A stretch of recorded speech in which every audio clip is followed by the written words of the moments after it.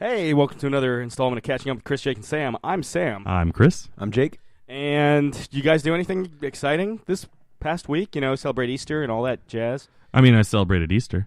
And then leading up to the big release this weekend, I still haven't seen it, but, you know, Furious 7's came out. I marathoned all 6 of the previous movies in sort of a machete order. Kind of like not doing it just 1, 2, 3, 4, 5, 6. I did it. I saved 3 for last because all the ones, all the other ones are leading up to the events that happen in Tokyo Drift. Is Han around for most of 6, or does he leave like kind of Jet Li in the Expendables 2 style, like at the beginning of 6? No, he's in the entire movie, and then at the end of it, Giselle dies. During the climax, and Han and Giselle had that romantic thing going on. Right. Spoilers if you guys haven't seen. That's why he goes back to Tokyo. Not back, but yes, that's why he goes to Tokyo. The running gag, probably because they show him in Tokyo Drift. The running gag for 4, 5, and 6 is that Han eventually wants to go to Tokyo just to check out Tokyo or whatever, and. Anyone who's seen Tokyo Drift knows how that turns out. Yeah. And anyone that's seen Furious 6 knows like really how that turns out because they show Jason Statham in the scene. That really is kind of a match made in heaven. Yeah. Him taking on the Fast and the Furious gang. Yeah. Oh my God. I can't wait. When seeing Furious 6, like it had been about almost 10 years since I had seen Tokyo Drift because I think that came out in 2007. Somewhere thereabouts. And I saw it when it came out on DVD, and that was it. So, like, seeing that scene, I was like, I don't really remember that scene. And wait, Han was actually in Tokyo? Like, that, like, me, like, just racking my brain trying to remember the details of that movie. But I was like, like, as soon as they showed Jason Statham, I was just like, what? Oh, my God, I'm so excited for 7. Yeah. That's a good tease. Yeah, no, they did a great job with that, and I cannot wait. I have plans. By the time this episode airs, I will have seen it, but well, here's to hoping it doesn't suck. Right? Yeah, all this hype. I'm gonna have to go in and edit the episode and just be like, guys. Yeah. Let history show that I was not actually excited for Furious 7. Yeah, take that. Yeah. You do anything, Jake? Man, I'm trying to rack my brain thinking of anything. I beat Saints Row 4.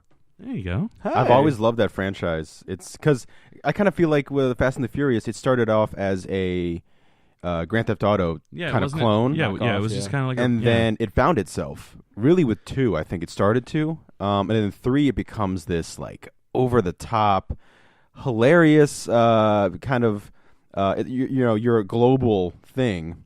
Global empire, and then rising your way to the top and becoming it shies away from the gang aspect in 3, and then 4 it becomes you're the president of the United States of America. And the funny thing is the beginning of 4, I'm not going to go into the plot and everything, but the beginning of 4 is my favorite thing from the Saints Row franchise, where you're basically I think your suit is called Saints Dark 30. It's kind of this like militaristic kind of like badass Snake Eyes kind of looking thing. Wow, kind of like eschewing on Zero Dark 30. Yeah. And the thing is, in the beginning of each game, they have a moment where you like lead up to when you customize your face and your voice and stuff. So they have a reason why we can't hear or see your face or hear your voice, and it's always funny in the games how they do that. This one, your like vocal like communicator's broken, so you're silent, but you can hear everyone else, and you can't see your face. And so you're running around, kicking ass, blah, blah, blah. Elements of the third game come into play. And then there's a nuclear bomb that goes off. And you jump on top of the nuclear bomb, and you're hanging off the side of it, climbing up it. And Aerosmith's Don't Want to Miss a Thing starts playing. And then all your teammates, including the person you just met, radio in and tell you how much they're going to miss you. And they're all like crying and sobbing while Aerosmith's playing, and you're like breaking off pieces of the nuke and ripping out wires and smashing the Y button. I was playing on 360 and all the different buttons, and you jump off just in time. As it explodes, you fly into frame and give a thumbs up, and then you fly off and then crash into the White House, into the chair, and you're like, kind of looking around, and then it flash forwards to 5 years, and you're the president, and it does a West Wing intro, like in the walk and talk. And you come across, and it gives you options like you can cure cancer, or it's either cure cancer or solve world hunger.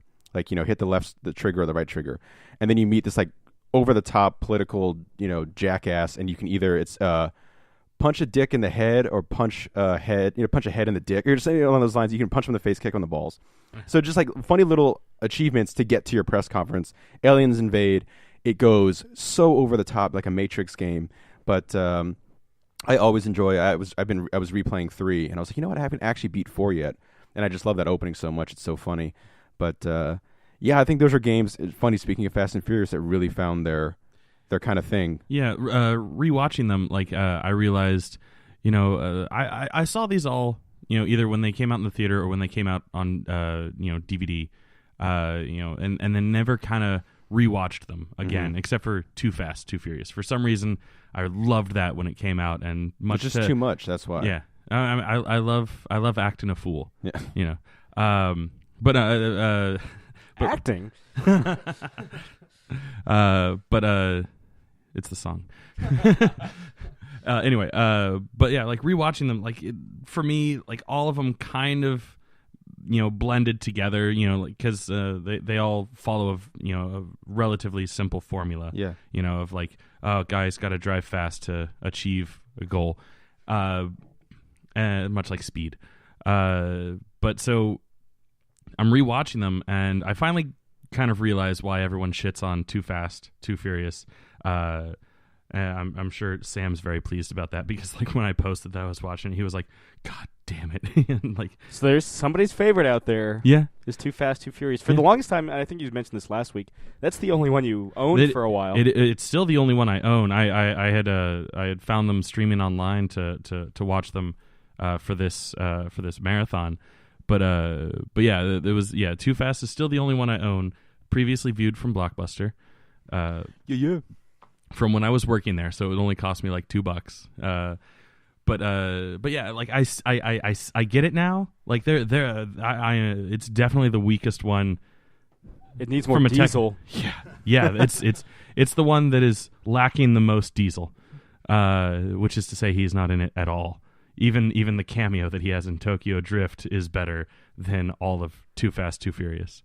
I think the weakest part of Tokyo Drift is the lead. Yeah, plural. Yeah, especially that kid, Lucas Black. Yeah, who's apparently, I don't know if he's in 7. He is in 7, and he's signed up for 8 and 9. Oh, yeah. I knew that they were gonna do an 8. I had no idea they had already. Yeah, I saw an article that said he. I don't know if anyone else is. All it said, it led with that Lucas is signed up for 7, 8, and 9, and I was like, okay. But I have trouble getting past his voice. Like, I'm, relatively from the South, and I have hickish friends, but dude also looks like 30. Yeah, that too. He's supposed to be like 17 in Tokyo Drift. Granted, Tokyo Drift is supposed to take place in 2015. So now that he is, 30 or whatever, theoretically 30. Yeah. Something, I don't know. Yeah. Justifying it. But yeah, like, so Too Fast, Too Furious is the only one to like use excessive like CGI cars in the races. Like every single other one is like heavy on practical effects, which make them look even cooler. Too Fast, Too Furious just looks like the animatics from Need for Speed Underground put as a movie with actual actors in cutscenes. And then it's the one that does the worst job of like close-ups while people are driving, making it really obvious that they're not driving while they're shooting these close-ups, like just like shitty green screen effects and like cars whipping, or the camera whipping around the cars like in Sin City. But it looked cool in Sin City because it's based on a comic book, but it just looks bad in Too Fast, Too Furious. It's just like bargain bin Fast and the Furious. That, and also pockets ain't empty, cuz. We ain't going hungry no more either. God. That ending. That scene just encapsulates that. How every time I see that ending interaction between Paul Walker, rest in peace, and Tyrese Gibson, brain matter, I'm pretty sure, ejects out of my nose. It's just like, oh. I lose at least one IQ point every act of that movie. Yeah. How many acts is that film? 3. Okay, all right. It's not like a Shakespeare play where it's No. 5. No, or some like weird like Greek tragedy that's like 10. Yeah, or just a 1 act. Yeah. Might as well be, but I mean, it's got enough story for a 1 act. yeah. That did really kind of introduce the world to Eva Mendes, though, to its credit. There you go. And she's back in the series now. Oh, okay, cool. I believe. Well, she kind of like has like a cameo in Fast 5. Okay. Where she reintroduces Michelle Rodriguez, and I'm pretty sure I saw that she's in 7. All right. Pretty much one of the big things that the Fast and the Furious movies does is like it remembers who they cast in like every movie. Yeah, they're like, are they still around? Are they working? Yeah, exactly. So, fingers crossed, Devin Aoki is in one of these upcoming ones. Yeah, she wasn't. She was supposed to be in Sin City: A Dame to Kill For, but she was pregnant during the filming of that. Unfortunately, which is weird because that movie, I mean, good for her having a child, as long as that's what she wanted. Yeah, but you had like an entire decade, right? Yeah. Right? Waited until Robert Rodriguez finally stopped dragging his knuckles or feet or whatever the phrase is. Yeah, I mean, on a lark, I had picked up the entire, and you can order it on Amazon or any online provider or any retailer. The complete Fast and the Furious 6-film set on Blu-ray, complete with voodoo codes. So voodoo codes. Voodoo. Voodoo. Now, those voodoo. I know me and Jake are all about that digital HD voodoo code redemption. Do you have like a voodoo library, Chris, or any digital HD library? No, I do not. Straight up hard copy? Yeah, I am very much a physical media kind of person. Still doing the laser discs. I am still doing the laser. My cabinet is full now. I need to expand into a bigger storage device. By the way, my birthday is coming up, guys. If anyone wants to get me laser discs, that's much appreciated. Yeah, do contact Chris to make sure you don't get something he already has. Tweet me on the Twitter at EGNolan if people want to buy me stuff. And I will tell you where you can ship it. In your ass. Yeah, that was the idea. Yeah. God. That was terrible. I apologize. Sorry, Dad. Yeah, this weekend, a couple episodes ago, we kind of talked about Jim Steranko a bit, and I was invited by a friend to drive up to Philly for their first ever Philadelphia Comic-Con, and it took place at the Philadelphia Expo Center. They had the entire, they had some people from Buffy, they had some people from The Walking Dead, they had Power Rangers. Austin St. John of Red Ranger fame was there. Didn't they have a bunch of people from Power Rangers, or is that something else that I was reading about? They probably had David Yost and who played Zach. Zach, yeah. I always forget his name. Jones. Yeah. They were there. Yeah. There's a lot of, but so is Jim Steranko. And Jim Steranko doesn't really do a lot of con appearances. Now, I got to be honest, because I didn't find out about this until like maybe Tuesday. And yeah, my friend Brandy was like, hey, you want to go, got anything? If you don't have anything going on, I'm going up to Philadelphia Comic-Con on Saturday. It's like, I don't know. It's like 3 hours. I don't want to necessarily take up my entire Saturday. And then I looked at the guest list, and I was just like, okay, yeah, Power Rangers, all right. They're going to be at Awesome Con. George Takei, he's going to be at Awesome Con. But Walter Koenig and Nichelle Nichols, oh, well, maybe. And then I saw Jim Steranko, and it was like, okay, I'm going. And, oh my God. So meeting Jim Steranko, if you didn't listen to the last couple episodes, in addition to just being like, if you think about it, Jim Steranko only drew 29 comic books in his entire lifetime so far, cover to cover. But he changed the game in those 29 comic books. He's kind of like the Beatles. Beatles only put out 13 albums, but they changed the game in 13 albums.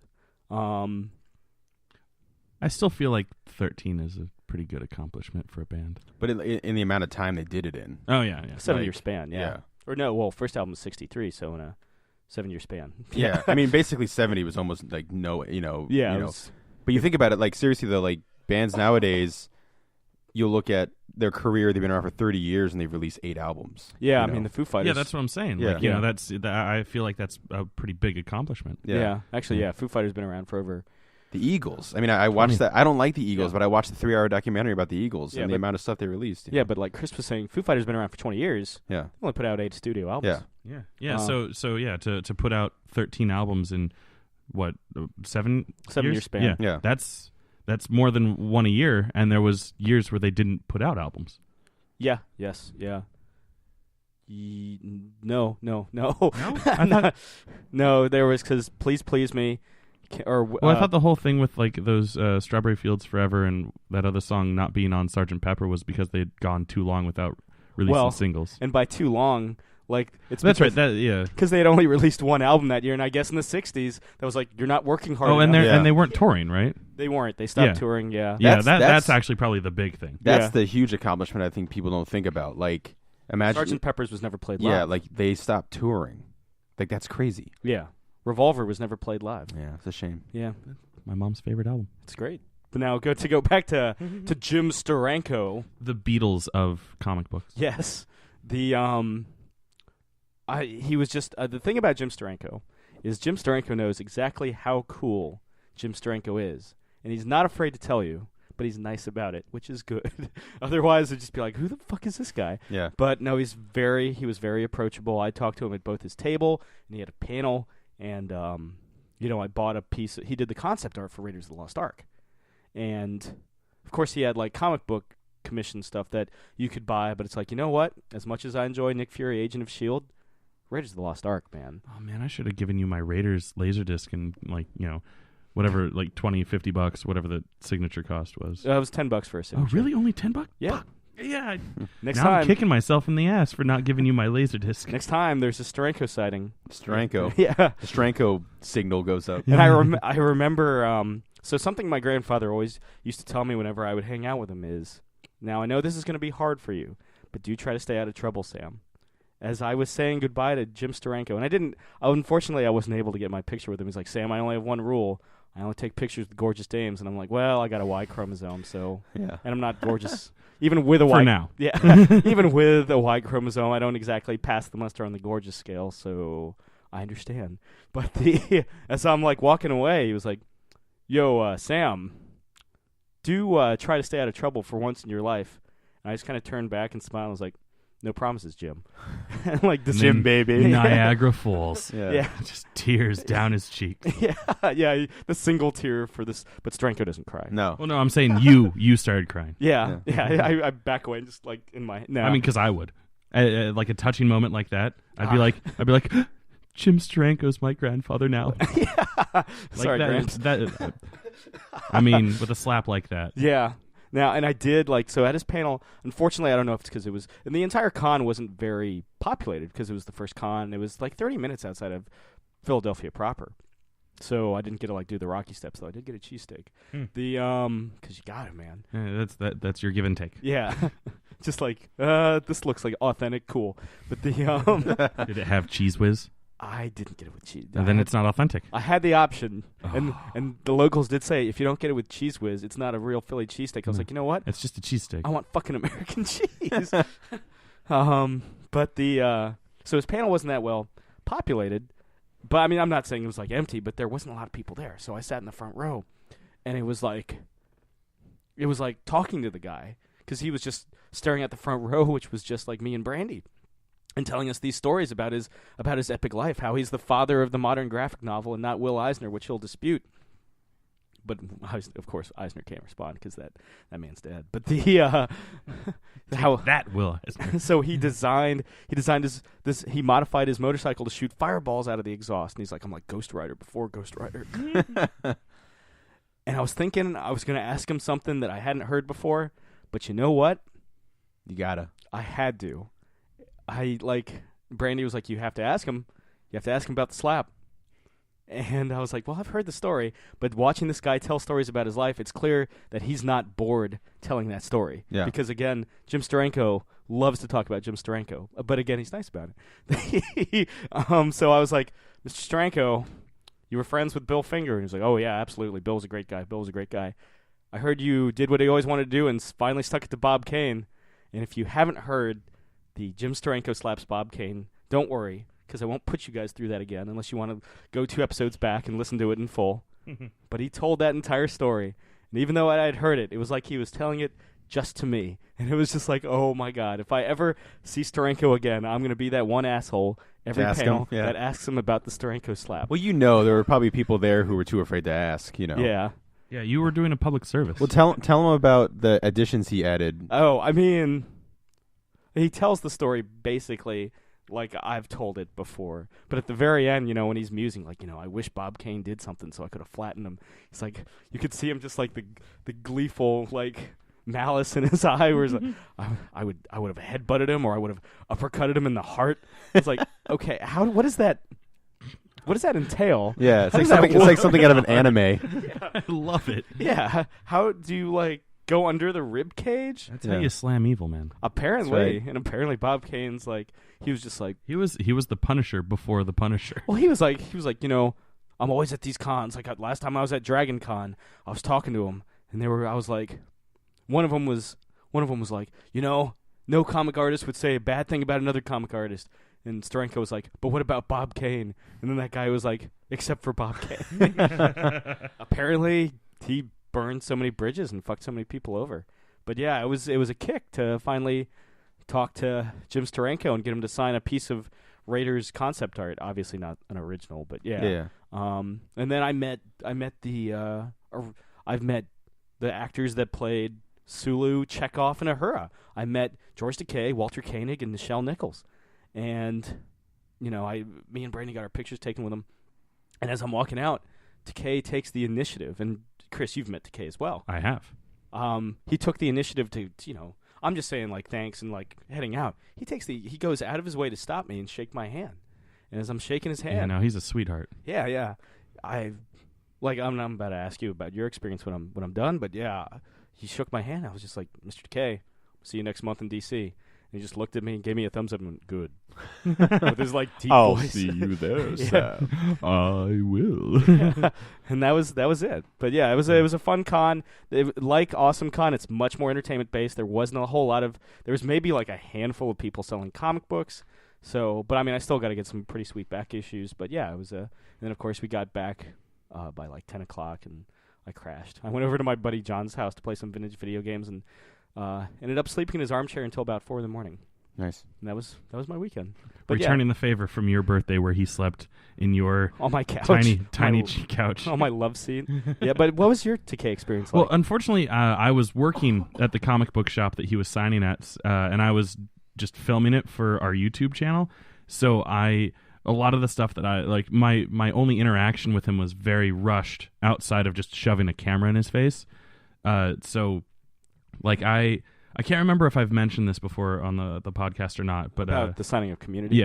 Yeah, but like I was like, I need to, I know I can get him to sign something because that's okay. It's not like one of those things where it's like people that work here aren't allowed to talk to them. We're just there to facilitate other people, customers and whatnot. Like I was allowed to get him to sign something, and I was like, I don't have any Star Trek stuff except for Next Gen Star Trek, and I like getting celebrities to sign weird things.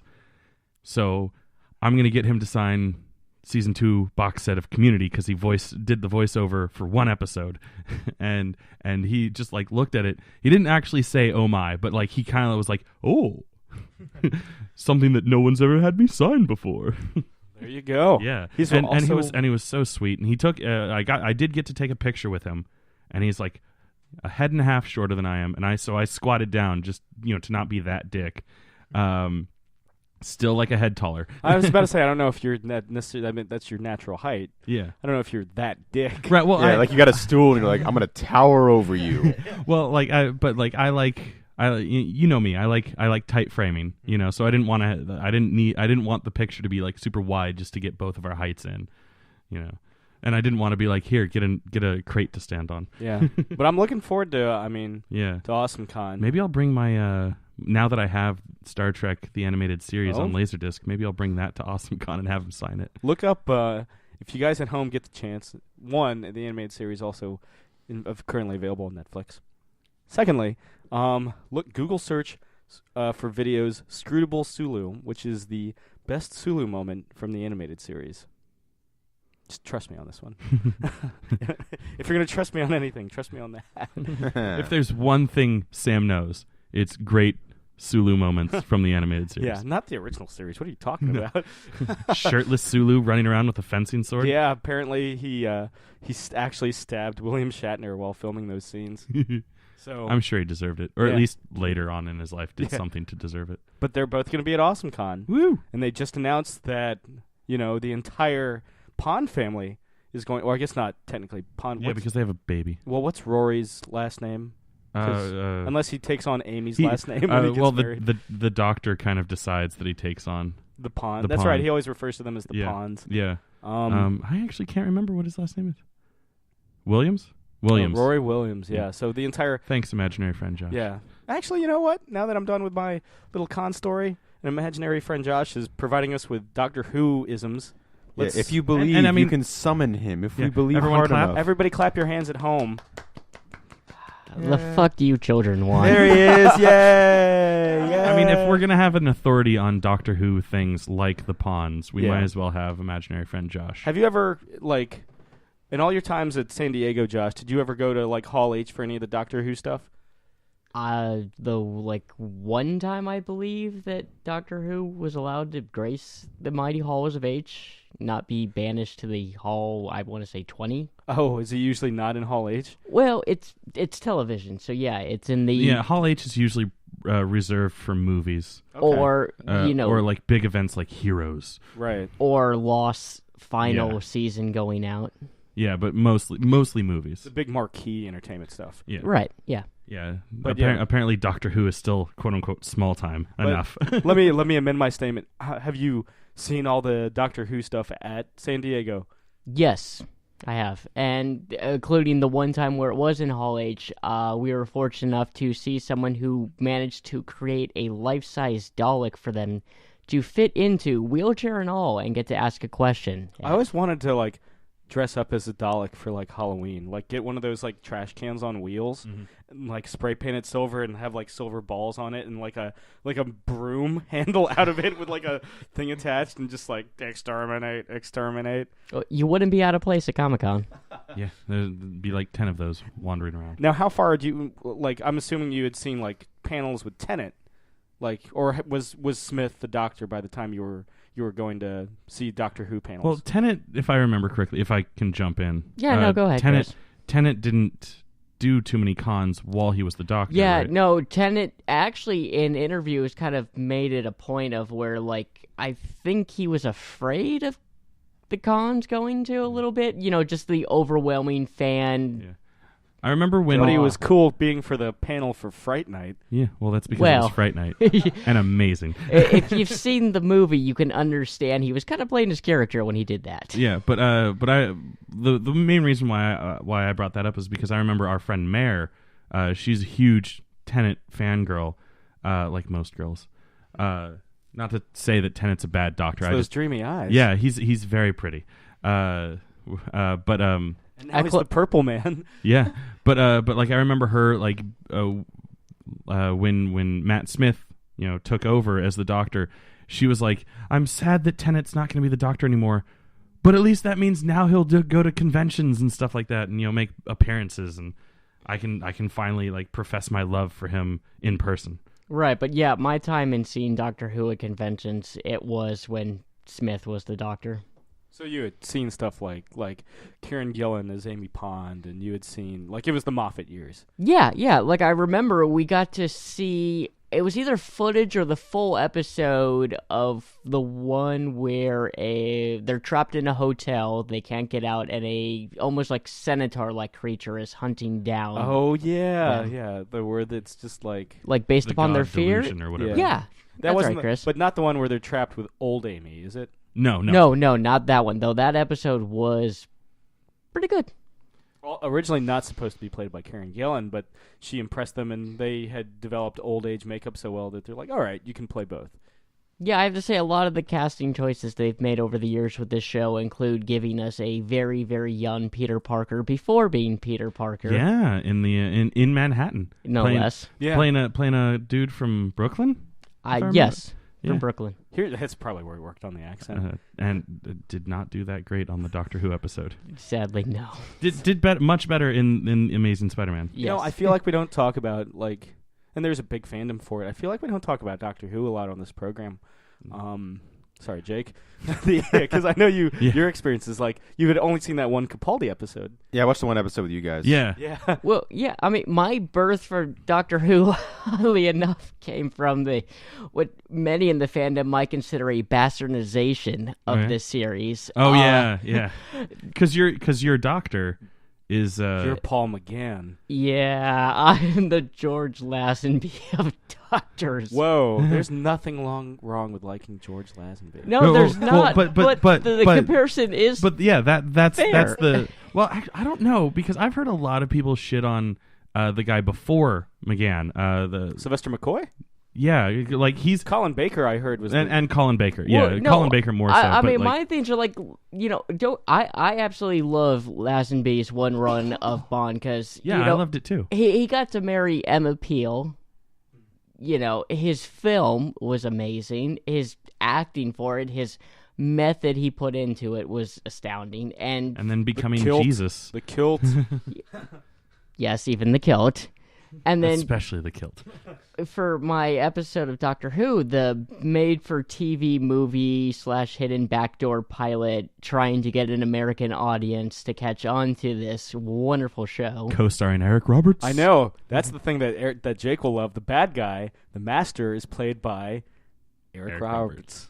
Eric freaking Roberts. I have Like this. I have it. Things on, like that. I have it on my computer if you want to watch it. I want to watch I want to watch all the Dalton appearances. I don't know how many that is. It's like One end of time. it's a two. Yeah, one well, two yeah. part. So I want to watch the two Daltons, which and, actually is probably like the best episode during for Tennant's Run. and the Yeah. Arguably the best episode. and the Certainly the revival David series. Morrissey stuff. which is also just Oh. one episode. The Yeah. new Doctor. There yeah. you go, 3 episodes, in and out, boom, done. You don't want to watch the Matt Smith years, so you can take in the glory that is Karen Gillan. I do like her. Or the running giraffe that is Matt Smith. Running giraffe. And of That course, was like the greatest thing you've ever said. that's. I can tell you from This is why we have you on these last few weeks, I Josh, can- so I you can- can zing the Smith. Zing bang boom. I can tell you how working at a comic shop, like Doctor Who is like massive, and it's like Yeah. young kids are coming in, like like 6-7-year-olds who are experts, encyclopedias about Doctor Who. I remember a little kid coming up to me once and asking who my favorite Doctor was, and I said Matt Smith because that's the only name I remembered. And he goes, "Why? Why? It should be David Tennant because of this and this and that." And I was like, "All right, kid, fine. It's David Tennant." I'm Team Matt Smith myself. So I always thought here's the thing. And Everyone knows that I'm Eccleston. yeah, but Yeah. Chris and I have talked about this Yeah. at length. Matt Smith, unfortunately, maybe didn't get the best stories to work with Yeah. in like the 3 years he was the Doctor. Yeah. 4 years, I guess. Although, to be fair, working under Moffat, that's kind of par for the course. Yeah, Moffat, in my opinion, was always a great Writer. episode writer. Yeah, like But Blink. Yeah. Blink. He's the one that did Are You My Mommy? Yeah, the the whatever Empty the hell. Child? Yeah, the Empty Child. And the day that the Doctor dances. Yeah. Like he was the head writer on some of the best episodes from the first couple seasons of the Resurgence, but as the showrunner, he's not good. He tries to do the American thing, quote unquote, like that's what I call it, where like everything is intertwined, and like there's one big story throughout the whole show. The Impossible Astronaut. Yeah, and like that's the funniest sounding thing I've ever heard. it's an episode. All I want to be is an astronaut, but I can't. It's impossible. But here's the You thing. know, you're here's not the thing. far off from that being a better plot line. Yeah, actually, yeah. But so the first season with Eccleston, there was like an overarching storyline with like Bad Wolf, but it was sprinkled in, And it wasn't contingent on the episodes that came before exactly. Yeah, they didn't literally try to hammer it home. Yeah, whereas Impossible Astronaut was just like first episode of the season, a dude in a American 1960s American spacesuit shoots and kills the Doctor, and they spend the rest of the season trying to figure out who it was And how to avert. and how to avoid it, but they still had Monsters of the Week, and it just was poorly handled. Yeah, I love the Matt Smith for me captures that childish naivety that the Doctor could be, and he could quickly change it to be this very serious, almost like vengeful Doctor at times when he, especially like the early, part of his third season, he could. Or dealing with the Pandorica. Yeah. Sure. The Pandorica was my favorite part of his run. He starts his first episode when he confronts the aliens at the end of the first episode. He's like, "Do you know who I am?" And he shows them all like the incarnations of himself, and then he literally walks through David Tennant. Yeah, he walks through the projection of David Tennant, and he's like, "Basically, what I'm saying is you better run." And they, of course, do. They're like, "Oh fuck," and they like go back to like Mars or wherever they live. But also, as known with many of these newer iterations of the Doctor, is they all have certain little gimmicks that define them as well.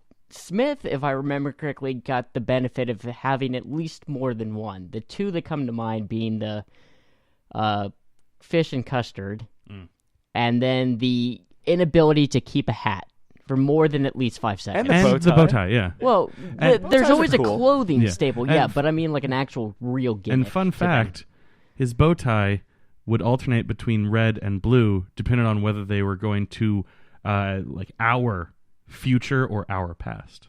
Huh. I forget which color was which, but there you go.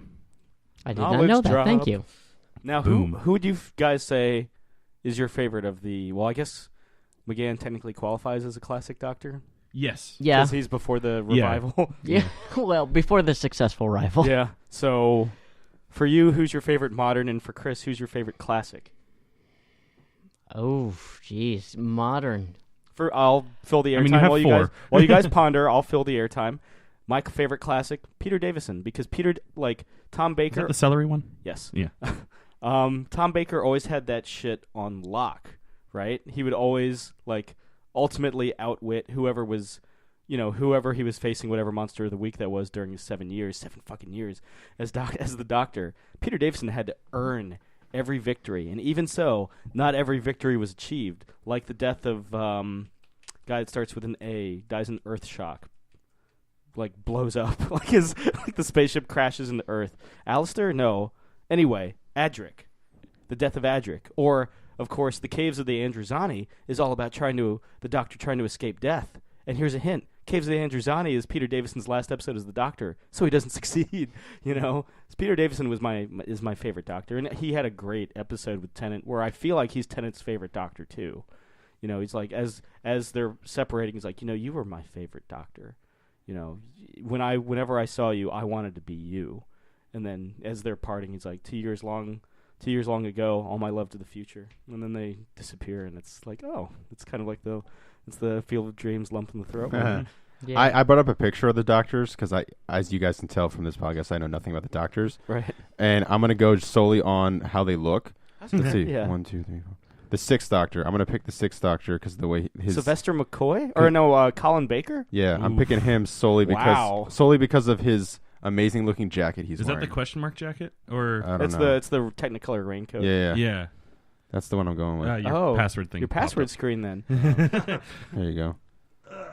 Yeah, unfortunately, that's what I'm He's going the with. only Doctor to get fired. I Boom. need to see a photo of this one because his name is escaping me picture-wise. Either that or the fourth one, because the fourth one has a cool looking scarf. Dude, that scarf is 10 feet long. Yeah, that's awesome. And he had an indoor and an outdoor version of it. Oh yeah. One was I think the indoor was 14 feet long and the outdoor was 10 feet long. Jeez. I feel like every time I mention I love Matt Smith, I can feel Corey screaming at me. Really, she doesn't like Matt Smith? Well, she doesn't like the Pawns. Oh. No, that's fair. I can agree with her to an extent. So when Amy Pond was first introduced, I was like, oh yes, because I love redheads and I love Scottish, accents. So that was and I love women, So to be fair, Chris, what age are we talking about? Because if I remember correctly, she was introduced as a child first. I'm sorry, Karen Gillan. Okay. Touche. But no, so I was just smitten with her. But then her character just dragged on for an entire season longer than it needed to. To be fair, the writing for her got pretty shitty. Yeah, but especially the first half of season 7, I was like, can they just die already? She does revive the Doctor's humanity in that half. True. Yeah. Yeah, but I was ready for Clara. But to answer your question, Claire's great. Oh yeah, but Sam, to answer your question earlier, it's gonna have to be Capaldi over Tennant. Yeah, those were the two I was battling with. Sure. And I still haven't seen all of his entire first season. Capaldi? Yes. Yeah, neither have I. I've seen the first, or I think I saw the first like 4 or 5 episodes. Right up until like Time Heist or something. Yeah, Right, well, something like that. I mean, I feel most people are drawn to Tennant just because of he's pretty. His okay. zoot suit, or not zoot suit, but his dapper wear, or whatever the hell you want to call it, mod wear. Or his zeal, his energy, his he's more happier than when he gets and angry. Russell not Davies, initially, or not by the end. Right. Yeah, but like and he had the best stories. Like the writing crew was on point. Yeah, like they were still figuring themselves out during Eccleston, but then like by the time they hit season 2, they were like, we got this, and like. Tenet definitely had the best stories. Are you done? Can I jump into mine, or am I still? Well, I was going to add real quickly that in comparison to with like Capaldi, he's got a really dark, sarcastic, like fuck you side, where he gets glimpses of being allowed to be happy. For the most part, it's kind of like if you don't keep up with his intelligence, he's just going to kick you to the curb. But he's like he's the most punk rock of the Doctors. Oh yeah. So for my answer, my favorite classic, I'm gonna go with Tom Baker, even though that's like it's okay. You can side with the people. but my reasoning I feel like is gonna be a little bit more unique than most people, because I actually haven't seen that many Tom Baker episodes. Like I tried going through the classic Doctors, and I made it to Tom Baker, and then like I started to kind of like pick and choose. Like, okay, I'm gonna like figure out which episodes are the best from all these Doctors, and I would just kind of like grab ones here and there. And like my main reasoning for loving Tom Baker is because during Tom Baker's run, Douglas Adams was writing for the show every once in a while, and Douglas Adams is one of my favorite sci-fi writers of all time. And I think it's safe to say one of your favorite writers of all time. Actually, we can go that far and just say writer. We don't need to specify genre. But yeah, so I actually have a novelization of Shada, or I think that's how it's pronounced. The infamous unfinished Douglas Adams episode, and they took the script and made a book out of it, posthumous of Douglas Adams, but still very much in his style, and it was quite beautiful. And then I found like a reconstructed episode of it, because they had like half filmed it. They used the footage for the 5 Doctors. Yeah, that too. Yeah, but yeah, they had half filmed it, and then like there was a problem with like the writer's strike or something along those lines. They were never able to finish the episode, or a series of episodes, because I think it was like a 3-parter or something like that. But but that's back in that day, they were much more serial than they are now. Oh yeah, like Caves of the Andrews Annie's like 3 or 4 parts. Exactly. But yeah, it's so good. They had, like I said, they had about half finished, and then Tom Baker would narrate the rest, the unfinished parts, and like they would occasionally like have production stills or concept art that they would flash up and like show what was supposed to be happening. Did you guys like the 50th anniversary a couple of years back? Day of Loved the Doctor? it. Overall, yeah, I liked it. There were parts of it that I was like, this feels kind of rushed. Like I feel like it could have been a little bit better, but overall, yes, I did enjoy it. I thought that it was really like a cute kind of nod to the whole like the Day of the Doctors, or the 5 Doctors, or not Day of the Doctors, but the 3 Doctors, the 5 Doctors, all the team ups. Yeah. I thought the 2 Doctors during the Colin Baker era. Yeah. I especially loved it because leading up to it, my doctor got, I guess, a proper send off. Yeah, I really liked that. The Night of the Doctor or whatever. Yeah, they gave us an answer of who he became. Yeah, and how he transitioned. Yeah, right. Yeah, because if you had never, up until that point, between the TV movie with Paul McGann, it just starts and it's just Christopher Eccleston. Yeah, I mean, there are novels where he's had adventures, but and like big radio series too, right? Yeah, that too. The finished audio plays. Wasn't he like the main like like during like the 90s and like early 2000s, wasn't he like the main actor to do the Doctor on the radio plays? He might be. I don't have a definitive answer for that, but I'm think gonna I take actually, a guess. Yes. Actually, oddly enough, I think I'm more knowledgeable than most people on the radio plays anyway, because I like radio plays. Yeah. No, hey, there's nothing wrong with that. But yeah, so Nothing at all. is there anybody? I mean, Chris, I know you're planning to go to AwesomeCon. Josh, I don't know if you're planning to go, and Jake, I know you've got your brother's wedding. Indeed. Yeah, noble. Noble indeed. I send Judith Hogue all my love. Yeah, the original April O'Neil Yes. from the first film. Is there anybody you guys are really excited to meet? Awesome St. John. The Red Ranger the original Red Ranger, or the original American Red Ranger. Yeah, I'm super excited. Like, ever since I found out, like when I was a little kid and watching Power Rangers, when I found out that he was like local, I just would go nuts. I would, I'd be like, I gotta find out where he is so I can meet him and we can become best friends, and like that whole, like fanboy crap. So like even though like he's still local and actually technically our friend Mike, because they're both EMTs, could potentially, even though they work for different counties, like they could potentially interact just because of that circuit, of job description or whatever you want to call it. Yeah. Like the idea, like, oh, he's gonna be there. I'm super stoked, and now that I have the Power Rangers Laserdisc, I'm planning on getting them all to sign it, except for the two that are gonna be there that weren't in the movie. But that's cool. I still have my fan club VHS that I'll get Austin St. John to sign. Nice. Sweet. Yeah. I know. My father, he plans this to be his first full-on comic book convention. He'll only be able to make that Sunday, but that's fine because William Shatner is going to be there. And, of course, if I meat Shatner, that means I've met all the surviving members of the original Enterprise crew.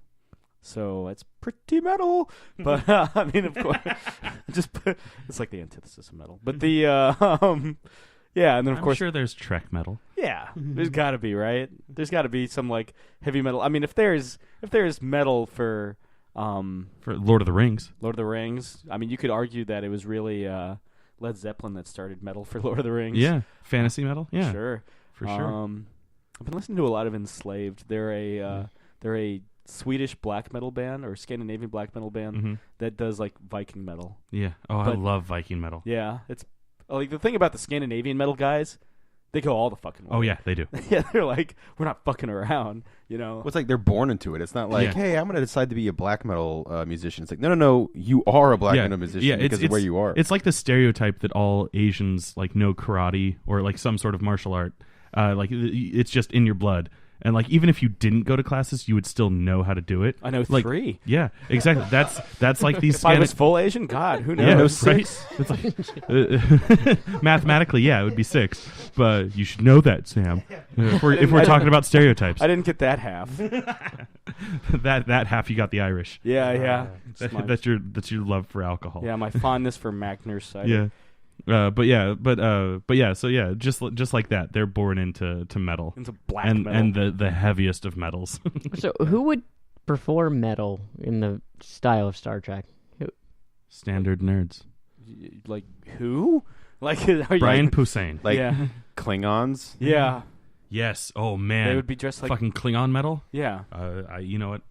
You guys chat amongst yourselves. I'm It gonna probably search for sounds that. horrible. Actually, Yeah. it probably sounds better than some black metal, but I'm kind of surprised this hasn't been something that has like shown up at conventions. I'm sure it has. I'm sure at like Star Trek. I'm sure I've seen conventions. it in some of the Star Trek documentaries.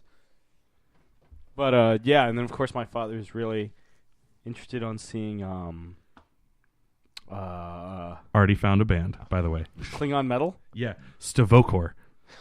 Oh God. That's all. They're from Portland, Oregon. They're an American death metal band. God. the, Ask a question and Oh my ye God, be they answered. and they go by Klingon variations of their names. Oh, I'm excited. I know I sound like I'm probably like sarcastically making fun of them, but I'm actually excited. Oh my God, they dress up as Klingons. Of course. I mean, You would hope. It's part of the part of the package and parcel. Yeah. But the they're in the documentary Trekkies too. Sorry, you guys can keep on talking. Yeah, that's not- where I probably saw him. my father's really interested in meeting Julie Adams, the female lead from Creature from the Black Lagoon, who's going to be there as well. So, and of course, Michael Rosenbaum and Allison Mack from Smallville Mm-hmm. going to be there. Yeah, what have they been up to? Well, Nothing. Allison Mack. Allison Mack's going to be on the following. Yeah. Michael Rosenbaum's I think directed a movie. I mean, yeah, Michael Rosenbaum's been doing and a Allison lot. Mack He was did- on Wilfred. Yeah. Rosenbaum, he was the voice of Wally West on Justice League Unlimited, right? Both Yes. Justice And League. Justice League, yeah. Yeah. Sorry, whenever I say one, I mean both. Unless it was a character that was only in I would one, love of course. to meet Allison Mack and Michael Rosenbaum, just being like a massive Oh, man. Smallville fan. Do I own Sorority Boys? I should totally get Michael Rosenbaum to sign that. Yes, Chris. I remember when yes. that movie first came out. Yeah. Yeah, and of course he's on It's Always Sunny Oh yeah. for just the first season. Yeah. He only shows up once. Yeah. Yeah, Yeah. it's a shame. Should have been in more. Mm. Because he's got some comedic chops on him. Oh He's yeah. great. Yeah. He's a funny guy. He's also a Giants fan, which rules. There you go. New York Giants, not San Francisco. Of course, heaven forbid. Yes. Perish the thought. The Yeah. truest of the Giants. Yes. Mm. The giantess of the giants. The Giantess? Yes, female giants. But yeah, that's who I'm really looking forward to this con, and that's Yeah. always very. I mean, it's entertainment heavy, but they have a lot of comic vendors there. Yeah. Like I'm It's- only 32 issues away from having every single issue of Sandman now. I have every single issue of Brian Azzarello and Jim Lee's Superman story for tomorrow. Do you have? Do you have the Jim Lee stuff? Either of you? I have like a couple issues, but I honestly I love Superman more than any other superhero, but not a big fan of that story. But the art. The art's fantastic, I love but Jim Lee's stuff. I don't know Yeah. if I have Jim Lee's Superman. I definitely have, Hush, his work on Batman. Yeah, And I'm sure he's been on Batman plenty of other times, too. just twice. I think. Oh, really? Yeah. Yeah, just that and All Star Batman. And Oh, Robin I were have- there. I'm the goddamn I have- Batman. I have almost all of those issues. I have the first issue. I think I have the first 3? Oh, so you have the issue where he says "Goddamn Batman"? Yeah. Yeah, I have the first couple. That's the one, the cover is Joker with the giant dragon tattoo on his No, back? that's or is that- later. The second issue is the one where he's like, "I'm the goddamn Batman." I love yeah, that. so- But, yeah, but- but yeah. That is a. I'm pretty issue sure in- that's the last issue I have. I it's feel like 4 that or 5. Yeah. that whole panel needs to be a full wall-size poster. Here's It's the thing, though. such a Just fucking that great word story. bubble. After, because there was such a delay after like issue 2 or 3, all that feedback. Frank Miller saw all that feedback of people responding to the line, "I'm the goddamn Batman." And so, as you read All-Star Batman and Robin, how many times does he have Batman emphasize that he is in fact the goddamn Batman? Probably a lot. I mean, the thing about that story, like I unapologetically love that story so much, and I think it's partly because Frank Miller, right or wrong, had the balls to write Batman. Batman's obviously not real, so you can write him any way you want. But for me, had the balls to write him probably truer than anyone cares to admit how Batman would be in real life, which is to say, a psychopath. Yeah, no, that would be accurate. And the idea of him talking to himself, in his inner monologue while he's scouring, he's looking for people to beat up, and he happens to come across a robbery and starts cackling and laughing hysterically like the Shadow. Because Which I own on Laserdisc. Yeah, I gave you the barfy face emoji on that one. But he one, probably because he is the Shadow, and two, because he loves causing pain with people, and it's such a 50. I wouldn't even say 50-50 because it's some people just straight up hate that story, but I feel like it's unlike any Batman you'll ever read because it is so vicious and crazy. And in Frank Miller's, I guess, unofficial Batman saga, it makes perfect sense, because spoilers for The Dark Knight Strikes Again, the villain is Robin. Like, he's the Joker, but it's Robin. And it Yeah. makes sense because of all the psychological trauma he went through in his early years. Much like Batman Beyond Return of the Joker. Mm-hmm.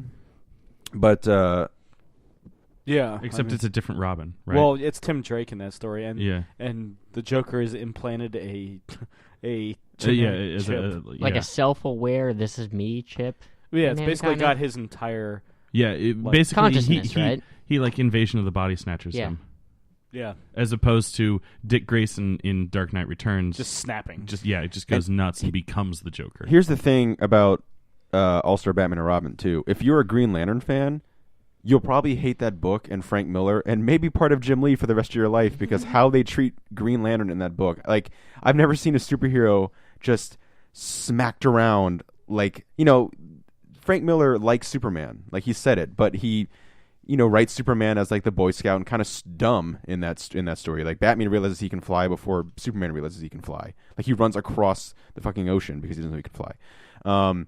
But they paint an entire room yellow, including themselves, and drink lemonade in front of the Green Lantern while fucking Dick Grayson karate chops him in the throat, and they have to do a tracheotomy on him because Robin straight up almost kills him, and Batman's like, "Oh shit!" Like he's like, "Quick, we have to save him because they're not, we can fuck with them, but we can't kill him. Oh Christ, oh Christ!" And it's just this weird psycho moment in the story. Which lantern is this? It's Hal. Oh, okay. Yeah, Yeah. well, Hal the gets only one that's afraid of yellow. Hal gets straight up Right? bitch slapped. No, I thought all of everyone except for Kyle initially. Yeah. They all overcome that fear during Rebirth. That's how they get. Okay, well, Like, right, okay, yeah. So Parallax, the way that they retconned it in Rebirth is that Parallax, the yellow demon, is inside the central, like the core battery, that's and then it infects. it's an How, impurity. and that's why they have the weakness to yellow. Although Alan Scott, his weakness was to wood, Yeah, and then he turned gay. in the New 52. Yeah, that was when I was working at the comic book shop. That was always a joke that like his weakness was wood, and then they decided to they decided to have him like come out as gay. And Well, we we all chuckled the because idea- we're immature. right. Yeah, the idea was not that there's anything wrong with it. The idea, Yeah, no, it was The it was just idea a funny was- coincidence to us. Obsidian, Alan Scott's son in the comics, in classic DCU continuity, was gay, and James Robinson was like, well, if Obsidian no longer exists because it's a younger Alan Scott, he's like, well, then I'm going to make him gay. And that was the rationale for that. Though I think About time. Earth 2 is coming to an end, isn't it? Like that series? Yeah, I think so. Yeah. It's getting the old axe Yeah. post-convergence. That's going to be... Yeah, isn't that part of like the purpose of convergence to Well, it's basically... kind of clean a house? Well, it's basically... They bill it as kind of like a way to kind of give the classic DCU the send-off it never got. Which is a shame, because I want the classic DCU to come back. Yeah. Give it time, Sam. It will. Old 52. Classic 52. Classic... Post-crisis. Though they're not even be 52 books post-convergence. No, they're dropping the New 52 title. Yeah, because one, it's not new anymore. Yeah. It's Yeah. been almost 4 years. They've had over 52 books canceled. somewhere thereabouts, yeah. I remember like a year ago there being a big thing that's like, oh, DC just canceled its 52nd book since starting the New 52 campaign. Oops. I mean, whatever. It's They're- DC. They can do what they want. I suppose. I mean, they have been turning things around creative lately. I've been Yes. enjoying quite a bit of their books. The new Batgirl is phenomenal. Dare I And- say, metal? Oh. I don't know. Is it metal? As long as you can defend it, it's metal. That's the definition of metal. That's the metal? All right. Defendable? At least some of their television properties have continued to be a massive success. Yes. Yeah. Yeah. Oh, Whereas- can we talk about the Flash real quick? Some Oh. are still circling the drain. Since Josh is here, and he and I are really the only ones that are geeking out over the Flash recently. I geek out over the Flash. Do you? Yeah, I love the Okay. Flash. I I couldn't remember. I knew Sam wasn't watching. I can't remember. I just haven't caught up on Arrow yet. That's it. Oh, okay. So shall the three of us geek out on the Flash? I mean, the Flash is. I mean, I don't want to. I don't Have want you to. seen the newest episode? Yeah. I mean, I don't. I mean, I know Sam probably knows more than he cares to know, but I don't know if I want to say too much. I mean, 'cause- I really just want to geek out about Mark Hamill coming back as. The oh, yeah, he was Trickster. great. Yeah, and there's wasn't he so good? there's a couple And great. then they had like a new 52 Trickster as well. Yeah. Yeah. They had a great little line. Like there's some Star Wars stuff in there too. Yeah. But it's just Ah. it's a fantastic show, and Jeff Johns has kind of his fingers in all the different shows, but you can tell the Flash means something really important to him. Partly because he loves that character so much, and Captain Cold. I mean, whenever Captain Cold's on screen, he's got a hand in that. I also wonder what's in the water over there in that writer's room, because goddamn, they are just knocking it out of the park nonstop. And I'm so glad that they're not falling back on so many of the like CW tropes. That like Arrow, I feel kind of got sucked into like that kind of like lazy writing. That's just like, oh, we're just gonna make this, like a young adult series or something like that, Like Smallville is starting to seep into it. Yeah, exactly. Yeah. Like with Tom Welling coming in. Yeah. Or like that time that the All American Rejects showed up. Yeah. In Smallville. That's right. Which is cool. I like the All American. Well, I mean, Rejects. They come from the same city my mom went to college in. Oh, Stillwater. Yeah. Yeah. Okay. Cool. Yeah.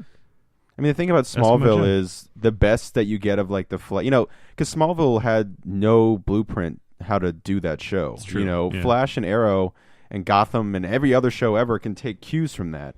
Because when Smallville was good, it was really good, and when Smallville was bad, it was bad. But there's for me, Smallville. I don't know. I feel like Smallville's like taken this monster backlash ever since the other shows have started up, and Smallville has, I don't know, it just there's so many moments in Smallville that were so clever and well done. And yeah, I mean, every CW show is going to have the CW crap, which is promoting its latest computer brand and playing the local band and then having teens drinking a club and bouncing along to it's like the OC. Yeah, and so I mean that's going to be in there, and it's almost like, hey guys, you want awesome comic stuff that's on the CW, you're going to have to pay the price of having some CW advertising, and that's just whatever. But I mean, it's just like the club that they run, and Arrow only plays Maroon 5. Yeah, I mean the thing is, look, I mean Arrow, the thing about Arrow just is to piss you off, Sam. Arrow's this show that started off and it was really just doing stuff no other show was doing. It was taking it to the new levels, and I think it's got it's created a universe and it's gotten very big. And I think one of the things is actually the guy who played Deathstroke came out recently and said he was really pissed with the way they've dealt with Deathstroke. But I would agree with him. And the thing is, they never bring him back, unfortunately, for that. Or give him better material. I think the thing that they're doing, give him a lozenge. I think Arrow's got a lot of potential still, and I think the thing is that they're going to have to do some spring cleaning after this season. I think it's just got to get a little bit back to basics. I mean, they're building up, and I think the show that they're going to be doing, the spin-off show, is going to help alleviate some of that pressure and get a little bit back more to just an Arrow show. The big thing that I'm ready to geek out about, Doug fucking Jones. Oh yeah, he's going to be in both. He's being introduced in Arrow, but then he's going to like become like a villain for the Flash. And the Flash has taken like a couple weeks break. Yeah, at least like a 2-week hiatus. Yeah, and they did one of those things at the end of the like a Trickster massive episode. Sizzle Yeah, they trailer. did a big sizzle reel, and there was this creepy, faceless looking guy, and like I saw that, like it just popped on for a second, and I was like, oh, I wonder if that's Doug Jones. So I like backtracked, paused it, and like took a picture of it and like tweeted it because I know fucking Doug Jones like loves seeing people tweet about him, and so I was like, is this Doug Jones? And then sadly a day later he was like, nope, keep looking. Or well, not necessarily sadly, but he responded. Oh. I mean, also they've announced Hawkgirl's going to be a thing, which is big time. And they've rumored Tom Welling Superman too. No, I don't think it's going to happen. I mean, that'd be super awesome, but I think the rumor for him was relating more to CBS's Supergirl. Well, no, they were saying that the Flash was going to break dimensions, and one of the dimensions he was going to open was the Smallville universe, and that the Smallville universe exists, and it's still a thing. Alternate Flash. Well, jeez. While we Bart were Allen. Yeah. Impulse. Yeah, while we were eating. Josh was looking up stuff on the Flash, and he saw this thing. He was like, alternate Flash, is that Wally West? And I was like, I don't know, Stephanie Brown, stop spoiling future episode plans. But yeah, I mean, I heard about the Tom Welling thing, and like I was super psyched, but I mean, that's like a almost zero. I mean, I think like zero chance. It'd be super awesome if it happens, but from everything I've seen, they're like, no, someone said that. I love also, Tom the Welling, main though. problem with that is, what suit do they give him? Because he's technically not worn one. So yeah, he did. Yeah. He wore the Superman Returns. Was he actually? No, you never see him. The only time you see him, okay, this is a huge spoiler for Smallville. I do not want to spoil Smallville for anybody. I mean, you've already talked about it. I know, but just if they're listening to it now. Yeah. So tune out. But here's the thing: the last shot of Smallville, which of course should be the last shot of Smallville, is him doing the shirt rip, and he's wearing the Superman Returns suit, So and then the nubbly one. yeah. Well, yeah, that's what I was always confused about. Like, I know that... And also, there's the comic book Smallville season 11 where they turn it into like a New 52 type suit. Right, but I mean, when he's doing the shirt rip, like, I wasn't sure if you actually had, like, just something on underneath it was to probably just- imitate it was or if probably was just the actually top. I mean, there's no reason he'd wear the full suit. I always liked his Okay. black trench coat. You know, No. I own the. the S drawn on I it. own the the. silver like spray painted on. No, I like his best. My favorite was the in season 10. I have the jacket. I The bought it red off jacket. eBay. Oh, the red I jacket? have the red leather jacket. Yeah, a good one, I like too. that one. Like I don't cosplay stuff really, but I remember I did that at New York a couple years ago. But- It's very I would simple. have been down for that being like his costume. I mean, here's the thing. I say I don't think it's going to happen because it's just a long shot. You know, Tom Welling's in his early mid 40s. You know, Wow. is he that old? I think he's early 40s. So here's the thing. Like, I'd be the first in line for that to happen. I would want that to happen so bad. But if it did, if they like open a dimension, it would be really cool for him to be in like I would love like the red leather jacket with the slick back hair and stuff. But the thing is, the Smallville finale, his father in the Fortress of Solitude, who dies in season 5, episode 100, Pa Kent. He is a manifestation in the Fortress of Solitude, magical place. He gives him the suit. It's the Superman Returns suit, and it has the best line in the entire series, and it sums up that series perfectly. He just says remember Smallville, as he's literally handing him the mantle of Superman, and you see him put the suit on. You never see him in the full suit. Like I said, there's CG shots of a cape and stuff, and I think because for the longest time the rule was no tights, no flights. So I don't know what the original ending was supposed to be, but I was pleasantly surprised with the Smallville finale that you see him be Superman. You don't just see him do the shirt rip. You see him push a planet out of orbit. Well, he pushes, like, it's Acropolis, isn't it? Apocalypse? Apocalypse. Yeah. Acropolis is a the- planet full of really bad crops. The Acropolis is a thing in Greece where where Mount Olympus is. But anyway, but yes, Josh, I think that the suit they would show is either they would show. Again, I doubt if Tom Welling was ever going to do it. Well, I always that thought he'd it was ever like be a in the rights suit. issue or something Yeah, like I mean, that. because the original thing was supposed to be the series was going to end with, and it wasn't going to be Superman Returns, but it was going to be a Superman movie starring Tom Welling, and that'd be the season finale. And that was like season 6. Because Erica Durance is the perfect Lois Lane. Like she's number one for me as Lois Lane. And honestly, Tom Welling is still my favorite person to play whatever you want to say, Clark Kent incarnation of Superman. He's my second favorite Superman. Yeah, But he's fantastic. Going back to when you also said, it gets a bad rap, I think with what Smallville initially had the issue of when it started is that how many different shows had come on before that where we had already been given a Clark Kent Superman already adult, and that Smallville was, again, trying something teen brand new that had never been done in that television format. My biggest problem with Smallville was always Lana Lang. Well, Lana Lang was great until they introduced Lois Lane. The problem is they kept the Lana Lang love going, like the love, kind of like him having a crush on Lana Lang, like for a while after Lois Lane showed up. And what should have happened is the natural progression of, and granted, they started out with Lois Lane and Clark not liking each other, and that was fine and cute because you knew down the line it was going to happen. But it should have shifted where his, as he becomes more of the Metropolis Clark Kent and starts leaving Smallville behind, it sucks, but it's in the it's part of the tragedy of the comics. Like in the John Byrne run, it's fantastic. He slowly leaves behind Lana Lang, and there's a great moment in the John Byrne run where he goes back to visit Lana Lang because Lana Lang knows he's Superman, and she's like, you opened the world to me by telling me who you were, and then you shut it in my face by leaving and going to Metropolis, and leaves behind Lana Lang. It would have been, and the way they sent off Lana Lang in Smallville is one of my least favorite things of all. It's so bad and horrendous, where she's like full of kryptonite and like Clark's like struggling, and because she was great, Lana Lang was so great, and then they just overused her. They should have just naturally they gave her him move powers. on. It's very stupid. Yeah.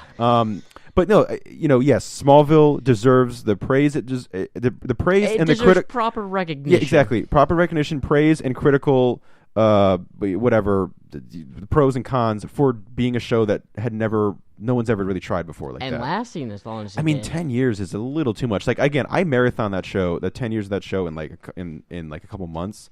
It could have been like 6 seasons max. And Tom Welling was always like, whenever they renewed, they were like, really? Okay, here we go. Like, but anyway. Long-winded thing of saying like, yeah, it'd be cool if they did the Tom Welling thing, but I seriously doubt that's going to happen. But I'd be first in line for that to be like, F yeah. Oh yeah. Sign me up. Totally. Has Tom Welling been in anything big other than He like did Cheaper by the Dozen? And Well, Cheaper by after the Dozen Smallville, 2? he did. Because he directed some episodes of Smallville, but he did Yeah. the Did a the couple JFK films, movie, yeah. the Parkland. Was that what it was? Yeah. The ensemble piece, which Yeah. I haven't seen it, but He's one of the agents. he's in it. I think he's slowly starting to get back into things. I think no one will play Superman longer than him in terms of like every day, not every day, but a good chunk of it every year for 10 years straight. Yeah. The dude played Superman. Couldn't get a tan. Couldn't cut himself shaving because like he was breaking it down later when he was playing Superman. He's like, look, Superman can't cut himself shaving. So if I cut myself, like if I nick myself like shaving, that ruins a day's work because Nothing but electric. you can't have a cut on your face. You can't have scars. You can't have a suntan because Clark can't have a suntan. So like keeping him under umbrellas in between shots and this and that. Yeah, so. that's something weird to actually have to think about and Yeah. take No, into account. he was in Draft Day. Yeah, that's right too. Yeah, with Yeah. Kevin Costner, who plays. That's funny. He plays Pa Kent in Man of Steel. But Yeah. anyway, I don't want to go off on like a gazillion tangent about how much I like Smallville. That's like But- unnecessary. Speaking of our, He's gonna be in a movie with your girl Daddario. What? Yeah, release date. the fuck out of here! It's slated for like this day next year, but it's called The Choice. And Ooh, I don't know. Tom Welling or Daddario? That's a tough choice. yeah. Do you want the synopsis? Give it. Okay. Give it to me. Travis and Gabby. I have no idea if that's. I'm sure that Travis and okay. Gabby first meet as neighbors in a Okay. small coastal town and wind up in a relationship that is tested by life's most defining events. it sounds like a Nicholas Spark I'm in. movie. Kind of does. Give it to me. Okay, Daddario is not Gabby. Okay. She's Travis? No, Okay. no, and Tom Welling is not Travis. Is it Gabby? Yes, it's a very progressive story. Let's see. Yeah, well, there's Toughest Choice is all right. Get the Yeah. fuck out of here that this is happening. right. I don't care if they just show up in the background for like a second and they both just fart really loudly and leave. The fact that they're both on the screen together, hopefully together, would be awesome. Yeah, but yeah. So that's slated for April 8th, 2016. Hell yeah. Forget Batman v Superman for 2016. 2016 belongs to What's the it called? choice. The choice, yeah. The Okay, I choice. forgot what it's The called. choice is yours. Yeah. The choice. seriously. 2016 is the choice. Yeah. Top. That's awesome. Well, I'm done. That's all I needed to talk. I mean, I'm good to go. Should we end it on that note? I mean, I can't think of anything That's a that high. can top. Yeah. That's a The high choice. note. Yeah. Look for that next year. I'm excited. Anybody Pause else? this podcast and watch the trailer for it. Yeah. Fortunately, not yet available. Not yet. But But you could always watch the Fury Road trailer. yep, they just released new ones. So, Oh, the newest one was almost brought a tear to my eye. yeah. Fantastic. Anybody got anything to add, or are we just ending on I'm the choice? I'm spent. I'm spent after finding out about the choice. Yeah. I'm good. I'm good. All right. Well, this has been another installment of Catching Up with Chris, Jake, and Sam, and Josh. I'm Sam. I'm Chris. I'm Jake. I'm Josh? And Are you? Are you? Ah, Maybe? I'm Ron Burgundy, and Yeah. we'll see you guys next week. Thank you very much. Good night, Eric Bana.